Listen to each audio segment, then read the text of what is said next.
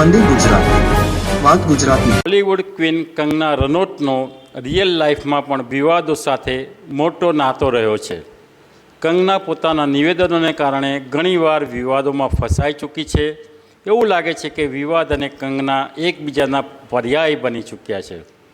કંગના હંમેશા તેના નિવેદનો અને બોલ્ડ સ્ટાઇલને કારણે ચર્ચામાં રહી છે। 8 માર્ચે એક નેશનલ ન્યૂઝ ચેનલને આપેલા ઇન્ટરવ્યૂમાં કંગનાએ જણાવ્યું હતું કે સરદાર પટેલને અંગ્રેજી આવડતું નહોતું એટલે એમને દેશના વડાપ્રધાન બનાવવામાં આવ્યા નહોતા। આ નિવેદનના વિરોધમાં સુરતના એક સામાજિક કાર્યકર્તાએ કંગના રનૌતને નોટિસ મોકલીને જણાવ્યું છે કે જો 3 દિવસમાં નોટિસનો જવાબ નહીં આપશે અને માફી નહીં માંગશે તો એની વિરુદ્ધમાં સુરતની કોર્ટમાં ડેફેમેશનનો મામલો દર્જ કરવામાં આવશે। જુઓ વંદે ગુજરાતનો અહેવાલ। કંગના રનૌત છે આખા ભારતની અંદર પ્રખ્યાત એક એક્ટ્રેસ અભિનેત્રી છે, પણ એને કોઈપણ પ્લેટફોર્મ ઉપર એવું કંઈ ટિપ્પણી આપતા પહેલાં એને 2 વાર વિચારવું જોઈએ હું જે ટિપ્પણી આપું છું સાચું છે કે ખોટું છે।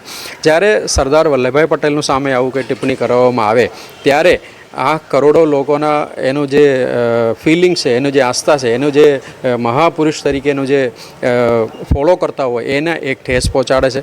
એ ખરેખર થવું નહીં જોઈએ, કારણ કે કંગના રનૌતે એક ઇન્ટરવ્યૂની અંદર એવું દર્શાવવામાં આવ્યું છે સરદાર પટેલને ઇંગ્લિશ નહોતું આવડતું એટલા માટે એ પ્રધાનમંત્રી બનતા રહી ગયેલા છે। તો આ વસ્તુ તદ્દન ખોટી છે, કારણ કે કંગના રનૌતને ખબર નથી આ જે મહાપુરુષ છે એ કરોડોનો લોકોનો આદર્શ પુરુષ છે। અને સાથે સાથે સરદાર વલ્લભભાઈ પટેલ ઇંગ્લિશ મીડિયમમાં પણ ભણી ચૂક્યા છે અને ઇંગ્લેન્ડમાં જઈને 3 વર્ષ અને કાયદાનો અભ્યાસ કર્યું છે અને પછી ભારતની અંદર એને કાયદાનું પ્રેક્ટિસ પણ કર્યું છે, લો એ એડવોકેટ તરીકે પ્રેક્ટિસ પણ કર્યું છે અને સાથે સાથે એને ઘણા બધા પ્રેસ કોન્ફરન્સ પણ ઇંગ્લિશમાં કરેલું છે અને સાથે એને ઇંગ્લિશમાં ઘણા બધા લેખ પણ લખેલું છે। તો આ બધી વસ્તુ ઓલરેડી પબ્લિક પ્લેટફોર્મ પર અવેલેબલ હોવા છતાં જો સરદાર વલ્લભભાઈ પટેલની સામે આવું શર્માજનક ટિપ્પણી જ્યારે આપતા હોય ત્યારે એક નાગરિક તરીકે ભારતના ઇતિહાસને જ્યારે છેડા કરવાનો જે પ્રયત્ન સામે મારે અવાજ ઉઠાવવું જોઈએ, એટલા માટે મેં એમને નોટિસ મોકલા છે। દિન 3ની અંદર એનું માફી માંગીને પબ્લિક પ્લેટફોર્મ પર માફી માંગવા માટેનું મારું એક માંગણી છે। કદાચ જો માફી ના માંગે તો આવનાર દિવસોમાં કોર્ટની અંદર આ ડિફોમેશન કેસ તરીકે દાખલ કરવા માટે પણ મારી તૈયારી છે।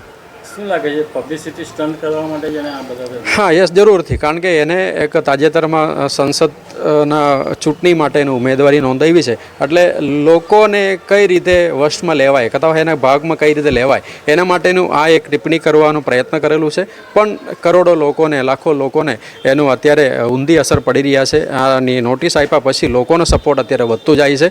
સરદાર વલ્લભભાઈ પટેલનું સામે આવી રીતે જે ટિપ્પણી કરી છે ખરેખર ખોટું છે એવું લોકો અત્યારે મને મેસેજ દી ફોન સપોર્ટ સમર્થન કરી રહ્યા છે। ડેફર્મેશનમાં તમે શું માંગણી કરી છે? ડેફર્મેશન ના, એની અંદર સજાની જોગવાઈ છે। નવા જે કાયદાઓ આવે છે જુલાઈ 1થી એની અંદર સજાની જોગવાઈ છે, કારણ કે તમે ભારતના ઇતિહાસ જોડે કોઈ પણ વ્યક્તિ જો છેડછાડ કરવાનો પ્રયત્ન કરે એને શર્માજનક ટિપ્પણી કરે તો એની અંદર સજાનું જોગવાઈ ઉલ્લેખ કરવામાં આવેલું છે, એટલા માટે એને સજા થવું જોઈએ એવું અમારું માનવું છે।